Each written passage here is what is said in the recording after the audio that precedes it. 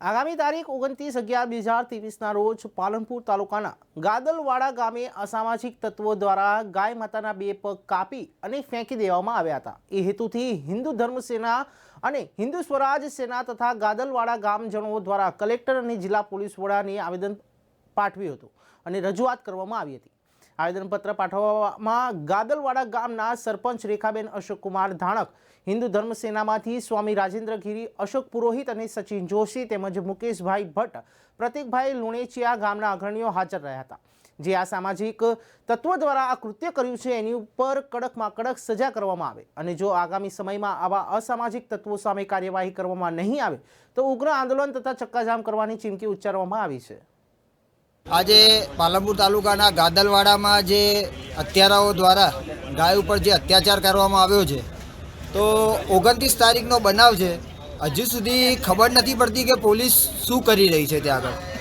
જો આગામી 4 દિવસનો અલ્ટિમેટમ આપીએ છીએ અમે ગઢ પોલીસ સ્ટેશનને, જો 4 દિવસમાં આના આરોપીઓને પકડીને નહીં લાવે અને જે કાયદેસરનું થતું હશે એ નહીં કરે તો અમે ચક્કાજામ કરીશું અને આત્મવિલોપન બી કરીશું, જેથી આગળ જઈ અને કોઈ બીજો આવો અત્યાચાર પેદા ના થાય અને આવી તર ગૌ માતા ઉપર અત્યાચાર ના કરે। ગામના આગળની તરીકે ગાયને જેને આજે જે અત્યાચાર જેવું કર્યું છે, પગ કાપ્યા છે, એની કાયદેસર એની સજા થવી જોઈએ। એટલે કે ઝાઝો સમય થશે તો રોડ પણ બંધ થઈ જશે અને તો ઝાણા પર બેસી જશું અને ગાયને ખરેખર ન્યાય મળવો જોઈએ। જે 29 તારીખના દાડે જે ઘટના ગાદલવાડામાં બની છે, સમગ્ર હિન્દુ સમાજ એની લાગણી દુભાણી છે। પોલીસને વારે વારે રજૂઆત કરવામાં પણ આવી। આજે કલેક્ટર સાહેબને અને એસપી સાહેબને આવેદનપત્ર પણ આપ્યું છે।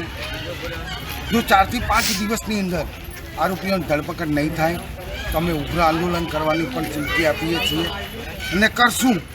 ચીમકી નહીં, અમે કરશું પણ ચક્કાજામ પણ કરશું, કારણ કે હિન્દુ સમાજની લાગણી દુભાણી છે। ગાય માતા એ હિન્દુ સમાજની કામધેનુ છે, એના માટે અમારા પોતાનું જીવનનું બલિદાન આપવું પડે તો પણ અમે આપશું। આ ગાદલવાડાની ઘટના નથી પણ એક ભારતની ઘટના છે, કારણ કે ગૌ માતા એ અમારી કામધેનુ છે। અમે આજે પણ નહીં ચલાવી લઈએ, કાલે પણ નહીં ચલાવી લઈએ।